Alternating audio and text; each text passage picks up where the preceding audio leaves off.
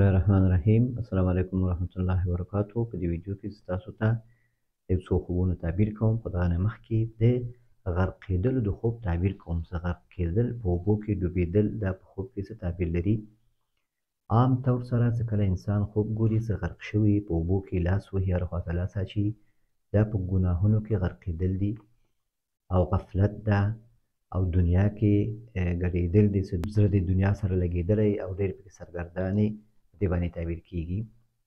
او چې کله ته خوب ګورې چې ته په اوبو کې یې او غرقېدو ته نږدې بیا نجات پیدا کوې، نو په دې باندې تعبیر کېږي د مال د فتنې نه ته بچ کېږي انشاءالله. مال څه کوم فتنه ده، د دنیا څه کوم فتنه ده، نو هغه نه دې الله تعالی ساتي. او بیا یو تنبیه غوندې ده، عام طور سره دا یو تنبیه ده د الله تعالی لخوا، چې ته په خپل مقام یا په خپل مال یا په خپل دې غفلت کې ته بیخي مخکې تللی، نو لږ متوجه شه، چې هغه ډار او ویره در باندې تېرېږي، چې ته متوجه شې. والله تعالی اعلم. بل مریض لپاره غرقېدل دا ښه تعبیر نه لري. مریض چې کله خوب وګوري چې غرق شوی وي اوبو کې، دا د ده د ژوند هغه آخري حالتونه دي چې وفات ته اشاره ده. چې کله څوک غرق کېږي او بیا نجات پیدا کړي، بیا راوځي، نو دا په دې باندې تعبیر کېږي چې مشران او حکومت او داسې قدرتمن خلکو سره معامله کول او هغو نه ګټه اخیستلو باندې تعبیر کېږي. په دې باندې هم تعبیر کېږي چې څوک غرقېدل په خوب کې وګوري او هغه بیا نجات پیدا کړي، په همدې اوبو کې ګرځي خو غرق کېږي نه، دا په دې باندې هم تعبیر کېږي چې غټ غټ مقامونو او وظیفو ته رسېږي. کله ته خوب وګورې چې بسته یو کله یو ښار ډېر کورونه دا غرقېږي، دا په ظلم باندې تعبیر کېږي چې هلته ظلم ده، ظلم کېږي او ګناهونه هلته ډېر کېږي. او چې کله یو پېغله جنۍ هغه په خوب کې وګوري چې غرق شوی اوبو کې او چغې وهي، لاس اچوي، دا په فیشن او په دنیایي او په ظاهري لباس کې په دې کې مخکېوالی ښیي چې دی په دې فیشن او ظاهري لباس په دې شیانو کې ډېر زیات کوشش کوي، خپل هغه باطن اصلاح لپاره کار نه کوي او د ظاهر طرف ته ډېر زیات توجه کوي. او چې کله څوک خوب کې وګوري چې د وینو په ډنډ کې غرقېدل، دا هم ښه تعبیر نه لري، معنا حرامو کارونو کې، ځکه وینه حرام ده، نو جاري وینه حرام ده، ډېر وینه حرام ده، نو ته په حرامو کارونو کې مخکې تللی ډېر. او یو حامله ښځه چې کله خوب کې وګوري چې غرق شوي، دا هم ښه تعبیر نه لري،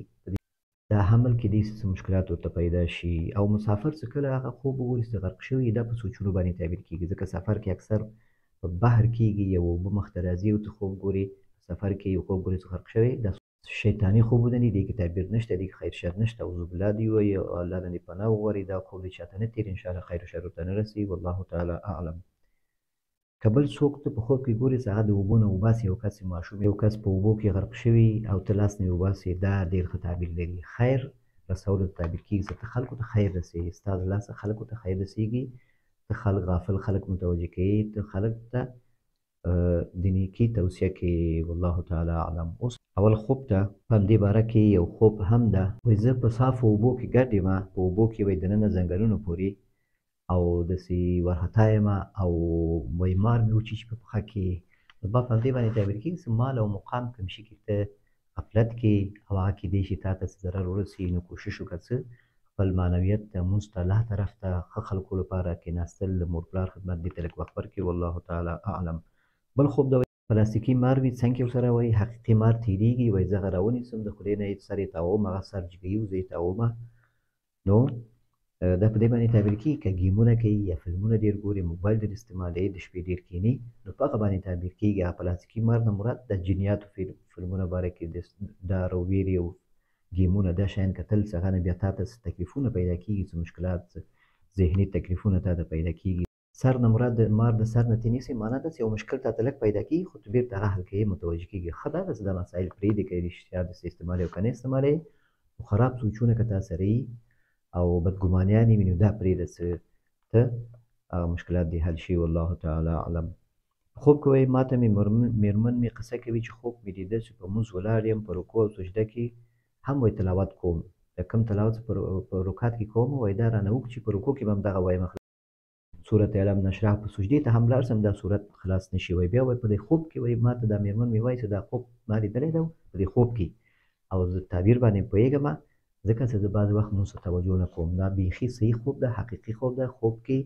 کله یو کس وګوري او په ما خوب کې هغه خوب تعبیر شي هماغه تعبیر ده بالکل دی مشکل همداسې لري لمونځ کله کله غفلت پرې راځي د لمونځ باره کې او دی خپله پوهېږي دغه باندې تعبیر کېږي دا خوب هم صحیح ده او دا تعبیر هم صحیح ده په خوب کې دا تعبیر قوي ده ډېر علما وایي همدا قاعده ده چې کله خوب په خوب کې تعبیر شي هماغه تعبیر صحیح وي په هغه کې هېڅ خبره نور نه وي والله تعالی اعلم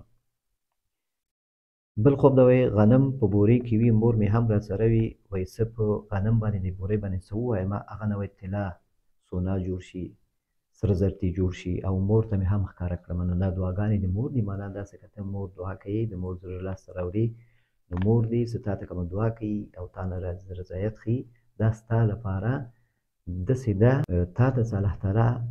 هر شی سره زر کوي هر کار ته لاس اچوي نو الله تعالی انشاءالله کوي برکت دي او کار دې مخکې ځي والله تعالی اعلم یعنې د مور دعا ته اشاره ده په دې خوب کې چې د مور دعا ډېر زیات مهم ده او ته انشاءالله د مور دعا لاسته راوړې ده او خدمت یې کوې والله تعالی اعلم بل خوب دا وایي زه مکه کې یم تور څادر سره ولاړ یم د مکې سره نږدې او ژاړم چې کومه یوازې د نبي علیه سلام وایي زه یوازې ځای به بل څوک نه رسېږي لاس هم پرې لګومه او دلته د نبي علیه سلام زیارت هم وي نو اکثر خلک دا خوبونه ما ته وایي او هغوی فرق نه شي کولی د مکې او د مدینې چې مکه چېرته ده او مدینه چېرته ده نو دا اوس څنګه جوړ راځي ستا مکه کې او په مدینه کې او وایي خوب کې داسې شی مې لیدلی په خوب کې امکان لري خو زه فکر کوم چې دا دوی دې ته متوجه نه وي خو